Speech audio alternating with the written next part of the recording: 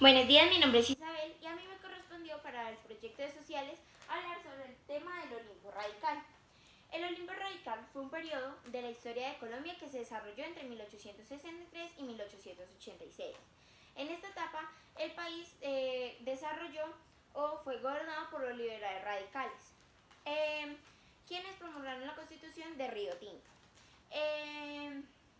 Suponía que una gran transformación de política, administrativa y cultural. La Constitución de 1863 confirmó el nombre del país que Tomás de Mosquera ya había realizado. 2 años antes nacieron así los Estados Unidos de Colombia, con una organización totalmente federal. Una de las causas fue que en 1859 Cauca declaró su independencia y tuvo como una guerra de la entonces Confederación Granadina. 2 años más tarde, con Tomás Cipriano de Mosquera, que fue nombrado presidente y renombró al país como Estados Unidos de Colombia, siguiendo aún la guerra civil hasta 1863. Cuando finalizó el conflicto, los liberales radicales redactaron una nueva constitución en la localidad de Río Negro, Antioquia, comenzando el dominio del Olimpo Radical. Como se sabía, había una relación entre la Iglesia y el Estado. Entre las medidas tomadas destacó la separación efectiva entre el Estado y la Iglesia. Una de las conclusiones que podemos tener es que los Estados Unidos de Colombia fue un Estado federal creado en 1863 por partidos políticos que fue liberales radicales. Tuvo como influencia y base los modelos constitucionales europeos y territorialmente esta nación estuvo constituida por la actual República de Colombia, Panamá y algunas porciones de Brasil y Perú. Las provincias eran Antioquia, Bolívar, Boyacá, Cauca, Cundinamarca, Magdalena, Panamá, Santander y Tolima. Una de las varias características de la Constitución de 1863 fue que abolió la pena de muerte, reafirmó la libertad de prensa, permitió el comercio libre de armas. Una de las cosas más importantes fue que hasta 1880 solo había liberales y conservadores. Una nota es que los liberales, como pueden ver acá, se dividieron en dos: los radicales y los independientes. Los independientes eran liderados por Rafael Núñez, como podemos ver acá. Él quiso efectuar muchos cambios a la Constitución de 1863, el cual buscaba hacer cambios políticos relacionados con la Iglesia para poder ganar más poder y más liderazgo.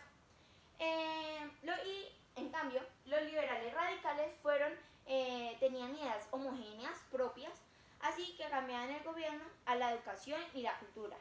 No les gustaban que los periodos de presidenciales fueran tan solo 2 años, al igual que el presidente no fuera la fuerza mayor del pueblo y no contaba con las fuerzas militares del gobierno central. Los personajes más importantes de los liberales radicales fueron Manuel Murillo Toro, que fue un expresidente tolimense, fue periodista y político. Está también por el Partido Liberal a la presidencia de Colombia de 1890, que fue un candidato, que fue Miguel Samper, que fue empresario, banquero y escritor sobre varios libros de economía. También está el Salvador Camacho Roldán, que fue periodista y profesor universitario. También está Manuel Ancísar, que fue un escritor de libros de economía, también educador y publicista. Y por último, pero no menos importante, que fue Aquileo Parra, que fue uno también de los expresidentes, que fue santanderiano y hombre de empresas.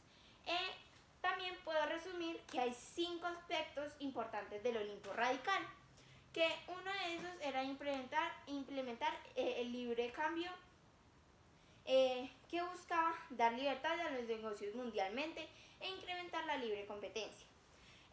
Segundo, expansión de la educación laica. Para los liberales era muy importante la educación.